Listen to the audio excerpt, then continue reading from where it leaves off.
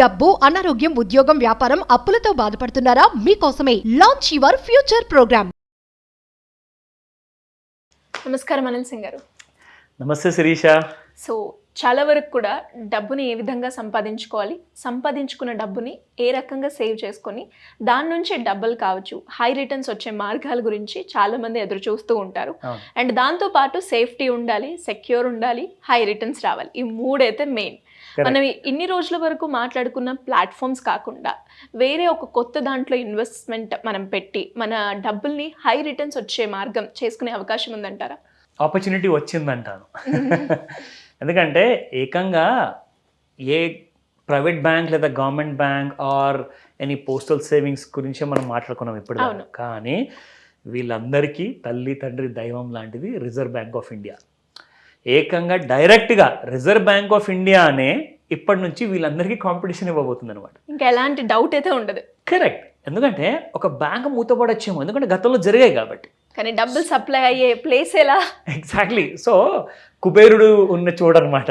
So Reserve Bank of India అంటే మన భారతదేశానికి డబ్బు రూపంలో చూస్తే ఎస్ మ్యాండేటరీ ఒక స్టేట్యుటరీ ఒక బాడీ ఉంది. అండ్ రిజర్వ్ బ్యాంక్ ఆఫ్ ఇండియాతో అందరూ భయపడతారు. ఎందుకంటే రిజర్వ్ బ్యాంక్ ఆఫ్ ఇండియాలో ఉన్న డిసిప్లిన్ కానివ్వండి, ఆ నమ్మకం కానివ్వండి, ఒక దేశానికి సంబంధించిన కరెన్సీతో కూడిపడింది కాబట్టి చాలా సీరియస్ విషయం ఇది. సో రిజర్వ్ బ్యాంక్ ఆఫ్ ఇండియాలో మనమందరం అంటే మీరైనా నేనైనా మన ప్రేక్షకులు అందరూ కూడా ఈ అడ్వాంటేజ్ తీసుకోవచ్చు. అదేంటి?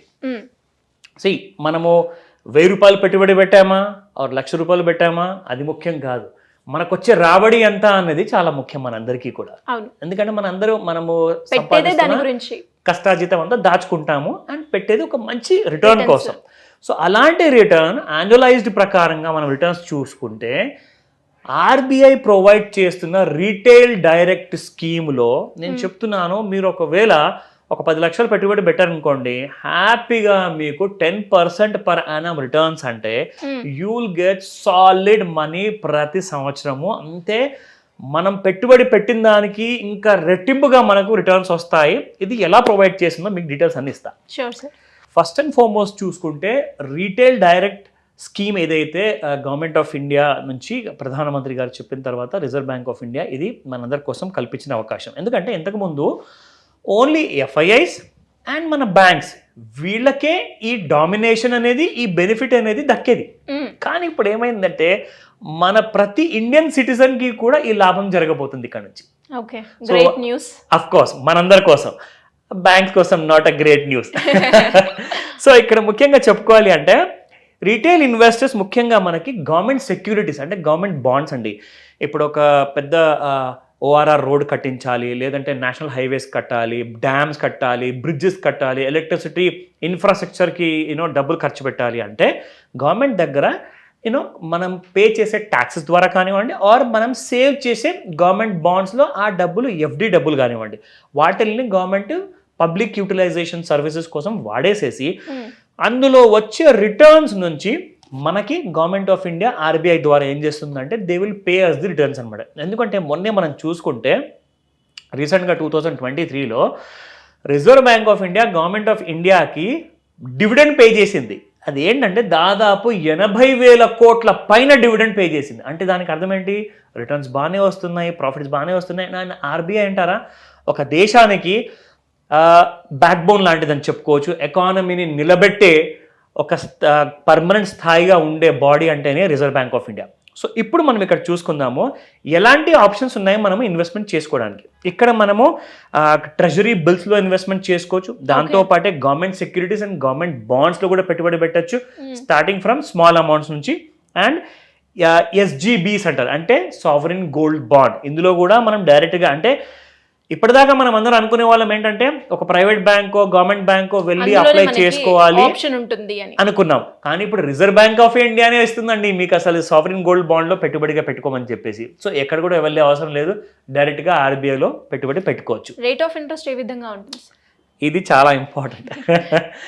ఎందుకంటే గవర్నమెంట్ ఆఫ్ ఇండియా ద్వారా ఆర్బీఐ మనకిస్తుంది, ఫైన్ ఇక్కడ దాకా చాలా కరెక్ట్.